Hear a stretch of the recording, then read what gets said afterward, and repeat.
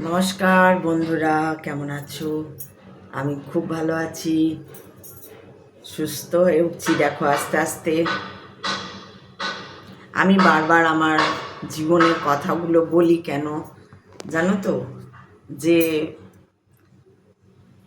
এই যে আমি বলি না, সবাই বলেন, যারাই কথা বলতে আসেন তাদেরই আমি মানে কথা প্রসঙ্গে কথা এসেই যায়, তাই নিজেদের জীবনের কথা কিছু কিছু বলতে হয়, কথা প্রসঙ্গেই বলতে হয়। তো কথা প্রসঙ্গেই বলছি আর কি, যে এই যে এত শরীর খারাপ হয়েছিল, আস্তে আস্তে আমি সুস্থ হয়ে উঠলাম। আমি নিজেও একটা সময় খুব বিরক্ত হয়ে গেছিলাম, খুব বিরক্তি এসে গেছিল, অতিষ্ঠ হয়ে গেছিলাম আমি, যে কেন সারছে না। তো আজকে যাই হোক, যখন দেখবে অসুস্থ হয়ে যাই আমরা, তখন খুব বিরক্তি লাগে খুব, এবং আমরা ভয় পেয়ে যাই, মনে হয়। তো আমি ভয় পাইনি। আমি তোমাদের বলি না যে ঈশ্বরের ধ্যানে, ঈশ্বরের মানে ধ্যান বলতে ঈশ্বরের দিকে যদি মনটা থাকে, তাহলে সেই ক্ষেত্রে ভয় লাগে না, কিন্তু বিরক্ত লাগছিল। বারবার বলছিলাম, হে মহাদেব, কেন এরকম, এতদিন কেন লাগছে, এই লাগছে ওই লাগছে। তো ধীরে ধীরে আমি, দেখো তোমাদের বলেইছিলাম একটা, যে খুব বেশি হলে 2.5 মাস, এখনও যে সামান্য একটু রয়েছে টুকটাক, একদম পুরোপুরি সুস্থ বলা যায়, মানে সুস্থ, বাট কিছু কিছু রয়ে গেছে। সেগুলো একদম আমি যে সময়টা তোমাদের বলেছিলাম, যে ম্যাক্সিমাম হলে 2.5 মাস, আর নাহলে 1.5 থেকে 2 মাস। তো 1 মাস তো হয়েই এলো। হ্যাঁ, আরও 15 দিন আমার মনে হয় ভেতরের যেটুকুনি অসুবিধা রয়েছে সেটা এখন এরকম লাগবে। তো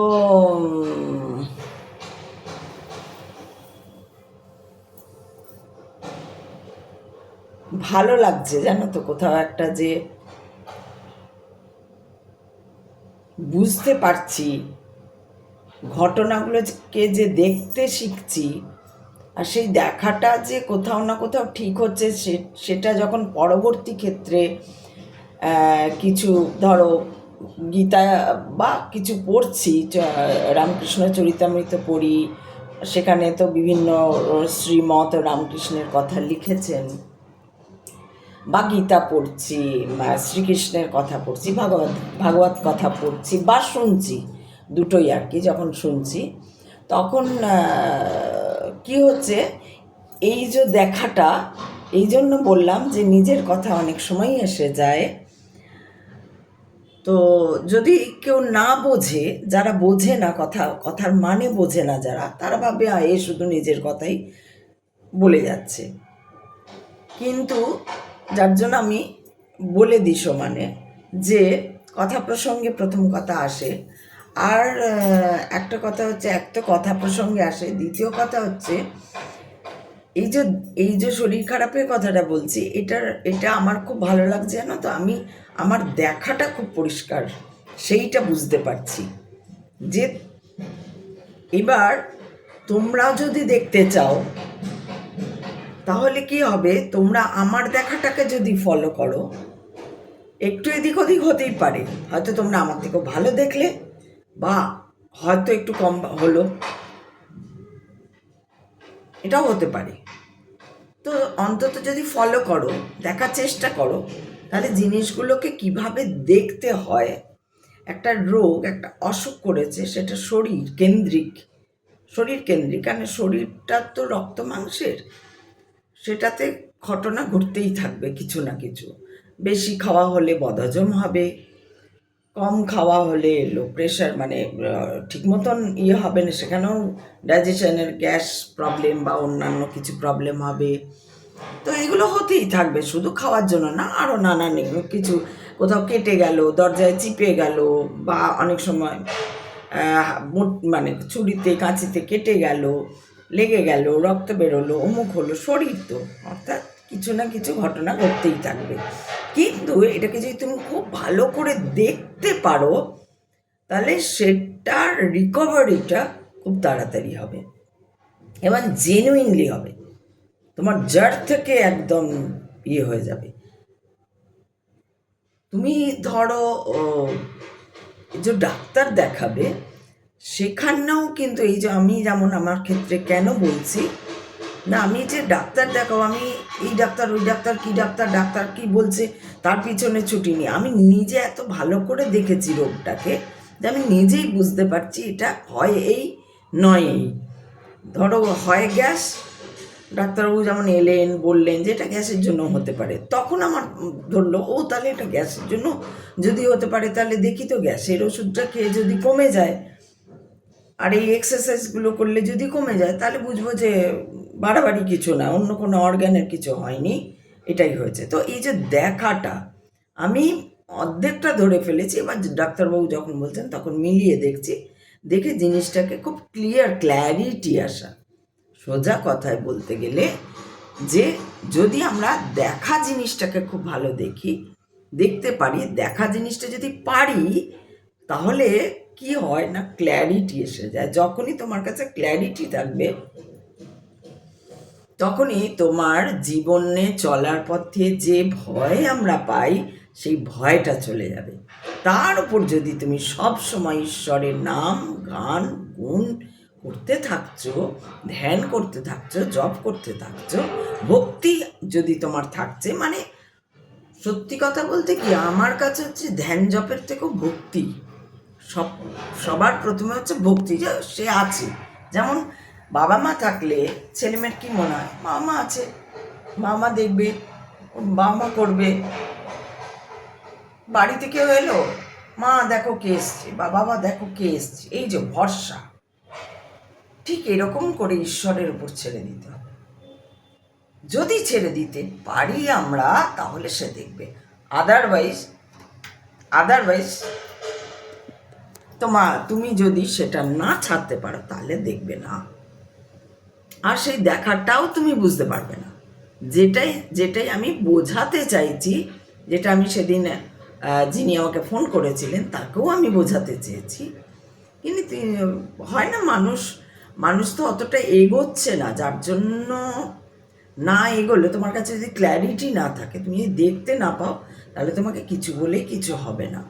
এত মানুষ বলতে বেরোচ্ছে, আমি তো বলছি 5,000 বছর ধরে মানুষ সাধু ঋষি মনীষী সন্ত সব চলেই আসছে বলার জন্য, বলছেই, যার জন্য এত গুরু। তো গুরু শিষ্য অনেক হচ্ছে, কিন্তু কজন সেই শিষ্য ক্ল্যারিটি নিয়ে বেরিয়ে আসছে, তাই না? তো দেখার রামকৃষ্ণ পরমহংসদেব বলতেন, ডাকার মতন ডাকলে পরে সে আসবেই। স্বামী বিবেকানন্দের সম্ভবত একটা গানও ছিল এটাই, যে ডাকার মতন ডাকলে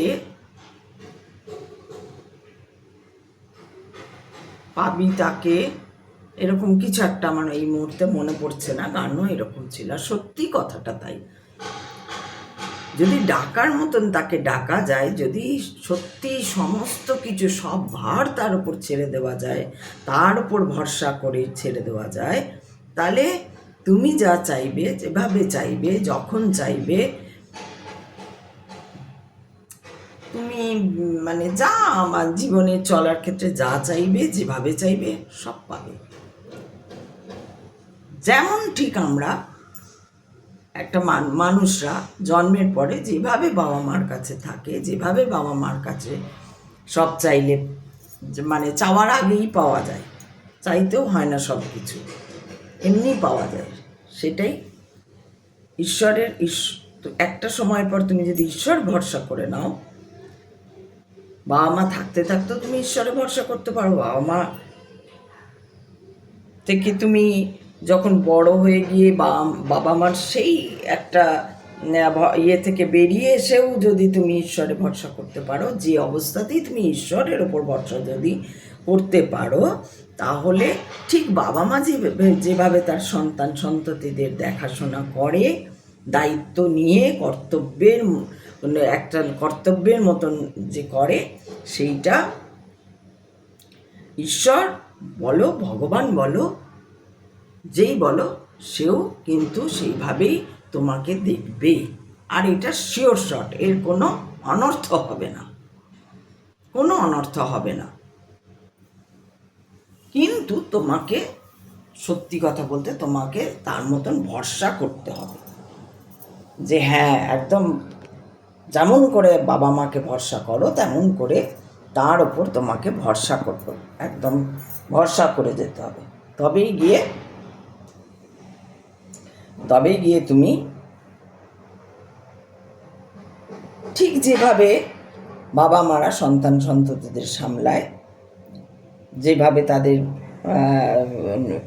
দায়িত্ব কর্তব্য বাবা মাদের উপর বর্তায়, যা করণীয় থাকে, ঠিক সেইভাবেই কিছু জিনিস চাইতে হয়। স্পেসিফিক কিছু হলে যে বাবা ওই বইটা আজকে আমাকে কিনে দিতে হবে, বা এই ক্লাসটার জন্য আমাকে স্পেশাল ক্লাস নিতে হবে, স্পেশাল টিচারের কাছে পড়তে হবে, বা অমুকটা পাত্রসুকটা কিছু স্পেশাল থাকে, সেইগুলো আমরা বাবা মাকে বলি যখন, ঠিক সেইভাবেও তুমি বলতে পারো। আদারওয়াইজ যদি তোমার সেরকম স্পেশাল কিছু না থাকে, নর্মাল থাকে, তাহলে অ্যাজ ইট ইজ ওই চালিয়ে নিয়ে চলে যাবে। এটাই সত্যি, এর থেকে বড় সত্যি আর নেই। কিন্তু মুশকিল হচ্ছে আমরা মানুষরা সেটা কেউ এক পক্ষ মানুষ হচ্ছে মানতেই চাই না, যে না এটা হয় না। এক পক্ষ মানুষ হচ্ছে সেইটুকু ভাবনাতেও এগোই না যেটা হয় কি হয় না। আর এক পক্ষ মানুষ হচ্ছে ভুল পথে চলে যায়, একদম ভুল পথে চলে যায়। এবং তাদের ভুল পথে যাওয়ার কারণে যদি তুমি ভুল রাস্তায় চলে যাও, তোমার অ্যাড্রেস যা লেখা আছে, যেখানে তোমাকে যেতে হবে, যে গন্তব্যে তোমাকে যেতে হবে, তুমি যদি ভুল পথে চলে যাও, এবার ধরো রাস্তায় তুমি লোককে জিজ্ঞেস করছো যে আচ্ছা এইটা করতে হবে, বলছো এইটা আপনি অমুক রাস্তা দিয়ে তমুক রাস্তা দিয়ে যান তাহলে হবে। আরেকজন বললো আপনি এদিকে এলেন কেন, আপনি যদি বাঁ দিক দিয়ে যেতেন তাহলে আপনি তাড়াতাড়ি পেয়ে যেতেন। বাঁ দিক দিয়ে তুমি গেলে আরেকজন বলে মা আপনি ভুল পথে, আপনাকে পিছিয়ে আবার ডান দিকে যেতে হবে। তো রাস্তা যদি তোমার ঠিক জানা না থাকে, বা রাস্তায় যদি তুমি ভুল লোককে জিজ্ঞাসা করে ফেলো, গন্তব্যের পথ যদি তোমার ঠিকমতো জানা না থাকে, বা যাকে জিজ্ঞেস করলে তারও জানা না থাকে, সে যদি তোমাকে ভুল চালিত করে দেয়, তাহলে তোমার পৌঁছতে বড় দেরি হয়ে যাবে। তাই জন্য তোমাকে নিজের সঙ্গে নিজের ক্ল্যারিটি আনতে হবে যে আমার কি করণীয়, আমার কি করা উচিত, আমি কোন পথে চলছি, আমাকে কি করতে হবে। সব সময় আমি এটা বলি যে নিজের দিকে তাকাও। আমাদের উচিত, মানুষের উচিত নিজের দিকে তাকানো। আমি কি করছি, যেটা করছি সেটা কি ঠিক করছি না ভুল করছি, আমার কি করা উচিত।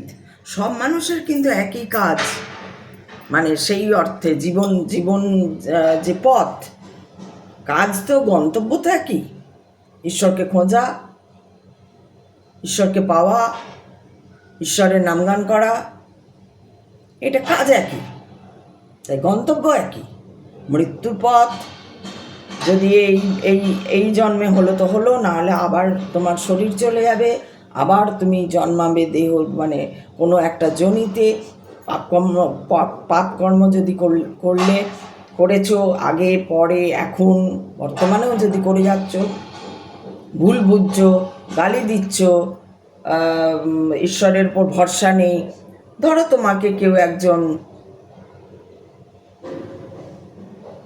তোমাকে কারোর কথা তোমার মনোপুত হলো না, কারোর একটা কথা তোমার মনোপুত হলো না, তোমার আদর্শের সঙ্গে মিলল না, তোমার শর্তের সঙ্গে মিলল না, তোমার কোনো কথা। আর আমি তো অনেককে অনেক কিছু বলি, অনেকের সঙ্গে নাই মিল হতে পারে, ওপিনিয়নে নাই মিল হতে পারে। আবার অনেকে যে কথা বলেন, এমনকি বড় বড় মহারাজরাও রয়েছেন এরকম, অনেকেই যা কথা বলেন। ধরো একজন মহারাজের একজন মহারাজের কথা অন্যজনের ওপিনিয়নে মিলল না,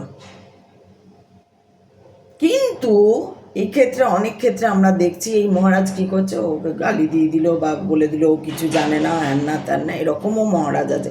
তাহলে ধরতে হবে সেই যে মহারাজ গালি দিয়ে দিচ্ছে বা বলছে ও কিছু জানে না, সেইখানে সেই মহারাজের জ্ঞানের পূর্তি হয়নি।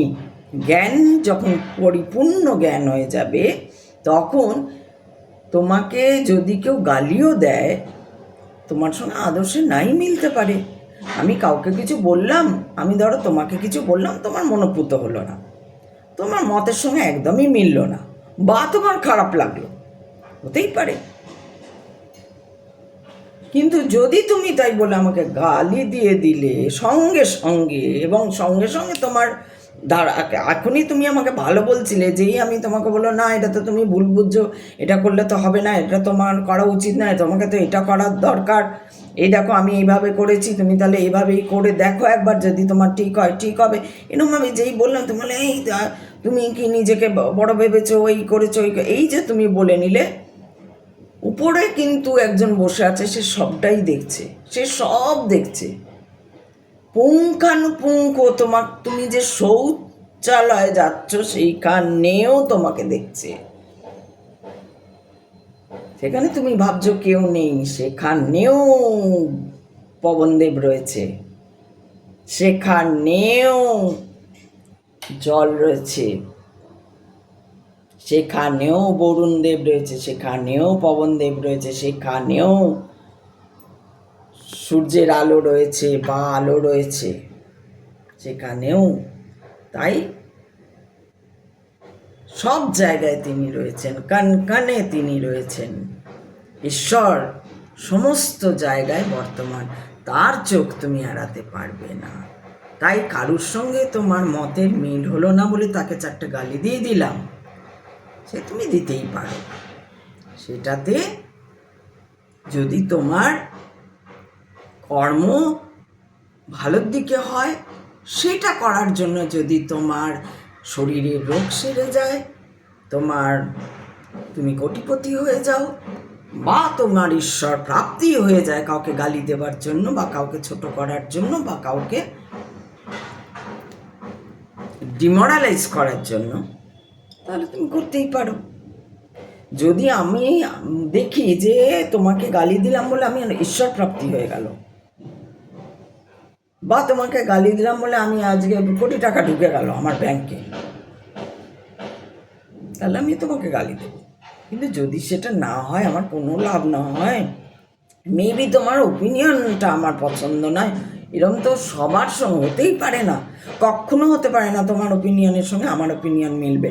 তুমি যদি এমন হয় যে আমি একটা জিনিস কিছু জানিই না, যেমন এই যে আজকেই একটা উদাহরণ দিই, আজকে একটা সিনেমা দেখলাম, সিনেমাটা সত্যি কথা বলতে কিচ্ছু বুঝতে পারলাম না, কিন্তু সিনেমাটা বেশ নাম করেছে মানে ওইরকম কমার্শিয়াল নাম করেনি।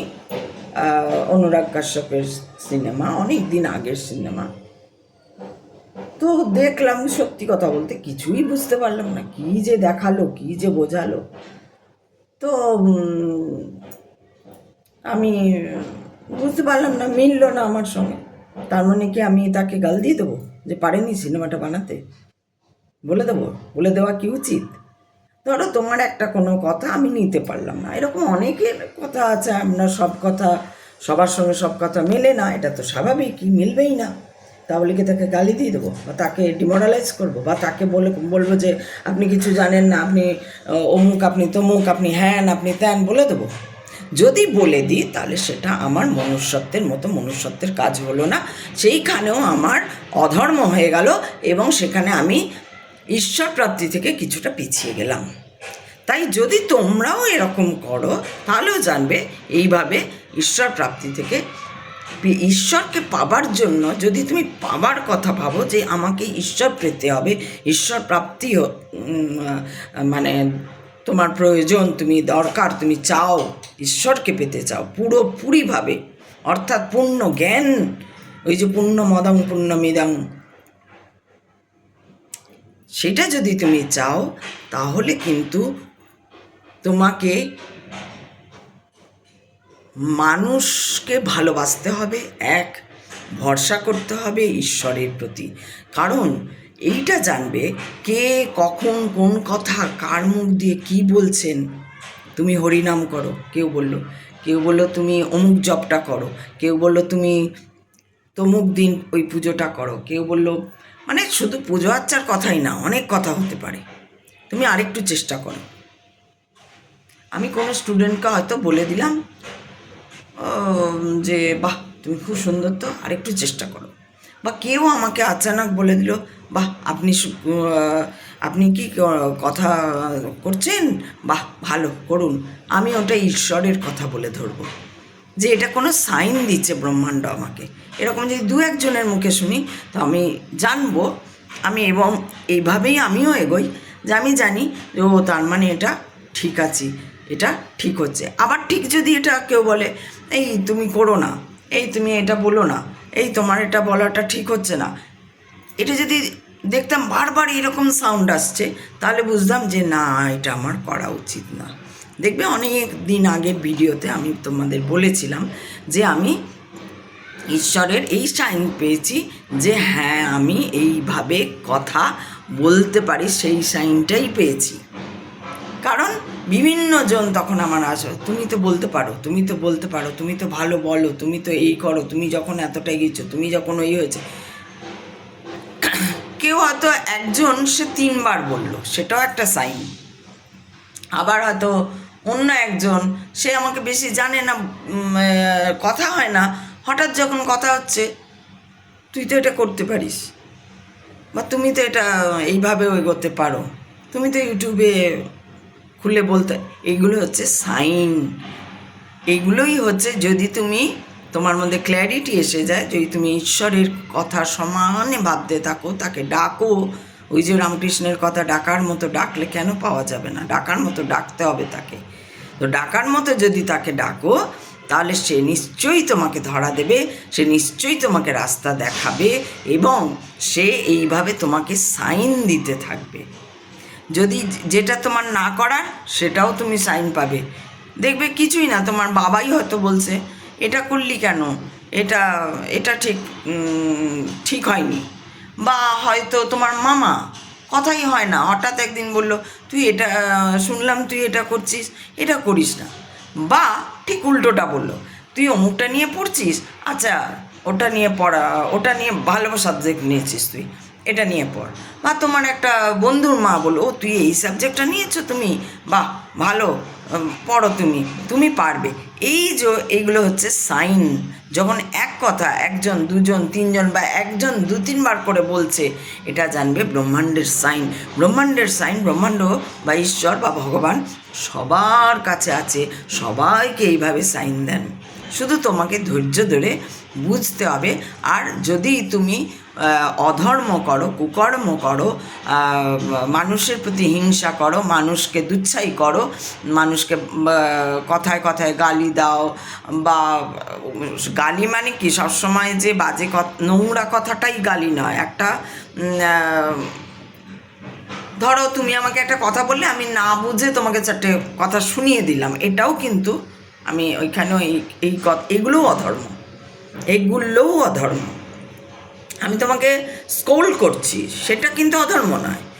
ধরো তোমাকে আমি বলছি এটা এটা এটা এটা তোমরা, এই যে আমি বলি তোমাদের, এই তোমরা বুঝতে পারো না, তোমরা মূর্খ, আমি স্কোল্ড করছি তোমাদের, আমি বকছি, ধমকাচ্ছি তোমাদের, সেটা নয়। কিন্তু আমি টিজ করছি না তোমাদের, আমি সরাসরি বলছি কেন তোমরা বুঝতে পারো না, কেন তোমরা শরীর নিয়ে পড়ে আছো, কেন তোমরা দেহ নিয়ে পড়ে আছো, তোমরা শুধু এই নাড়ামাথা নাড়ামাথা নাড়ামাথা নাড়ামাথা। আসল যে কথা আমি বলছি, শুধু আমার কথা বলে না, যে কোনো মহাপুরুষদের যেখানে তোমরা কথা শুনছো, সেখানে শুধু প্রণাম মহারাজ, ওই সেই হেন তেন, জয় মা কালী, জয় অমুক, জয় তসুক, জয় ওই।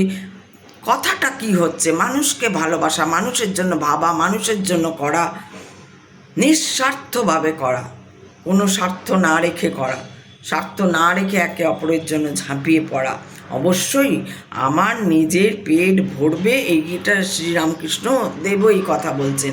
পেট না ভরলে তখন তত্ত্বকথা, পেটে খাবার না থাকলে তখন তত্ত্বকথা মানায় না,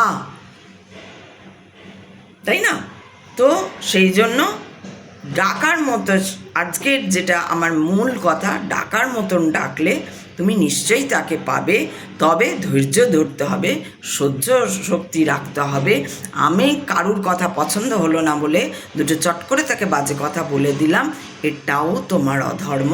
এটা অন্য জায়গায় শুনে নাও, রামকৃষ্ণ চরিতামৃত পড়ে নাও, যদি আমার কথা বিশ্বাস না হয়। কোনো অর্থে তুমি তাকে বুঝতে পারলে না বলে দুটো গালি দিয়ে দিলে সেটা তোমার অধর্ম হলো, যাকে বললে তার কিছু এসে গেল না। তাই অধর্ম কাকে বলে সেইটা একটু যদি জেনে তোমরা কাজগুলো করো,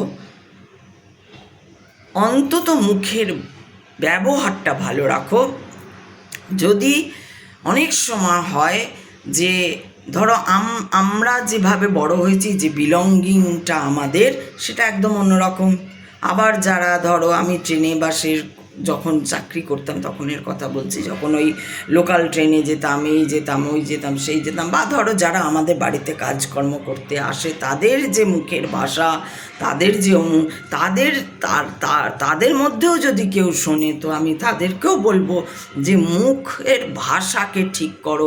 মুখের ভাষা যদি ঠিক না হয় তো জানবে এটা চরম অধর্ম। তোমাকে আবার কয়েকজনই নিচে নিম্নজনিতে তোমাকে জন্ম নিতে হবে এই অধর্মের জন্য। তাই ডাকার মতো যদি তাকে ডাকতে পারো, সে তোমার সামনে এসে দাঁড়াবে, সে তোমার মতন কাজ করবে, তুমি যা চাইবে সে তোমাকে দেবে। শুধু তাকে ভালোবাসতে হবে, নিঃস্বার্থভাবে তাকে ভালোবাসতে হবে, নিঃস্বার্থভাবে তাকে ডাকার মতন ডাকতে হবে। আজকে এইটুকুই থাক, কালকে আবার আসবো, অন্য কথা বলবো। তোমাদের যদি কিছু বলার থাকে, জানার থাকে, তাহলে অবশ্যই জানতে পারো, কিন্তু জেনুইন হতে হবে। অবশ্যই অবশ্যই সেটা যেন জেনুইন হয়। যেমন কিভাবে তুমি এগোবে, সত্যি ঈশ্বরকে দেখা যায় কি যায় না, কিভাবে ঈশ্বর প্রাপ্তি হয়, কিভাবে ধ্যান করতে হয়, কিভাবে জপ করতে হয়, পার্থিব জিনিসের প্রতি কোনো রকম লোভ নিয়ে বা হঠাৎ কি করে পয়সা পাওয়া যায়, হঠাৎ কিচ্ছু হয় না। আর ঈশ্বরকে সঁপে দিলেই সব পাওয়া যায়, মান সম্মান ধন জ্ঞান। শুধু তোমাকে শান্ত হয়ে তাকে ডাকতে হবে, ডাকার মতন ডাকতে হবে, প্রাণপণ ডাকতে হবে তাকে, তার কাছে নিজেকে সঁপে দিতে হবে। তাহলে দেখবে সব একদিন তুমি পেয়ে যাবে। হর হর মহাদেব, শিব শম্ভু। সবাই তোমরা ভালো থাকো, খুব ভালো থাকো, এটাই আমি চাই।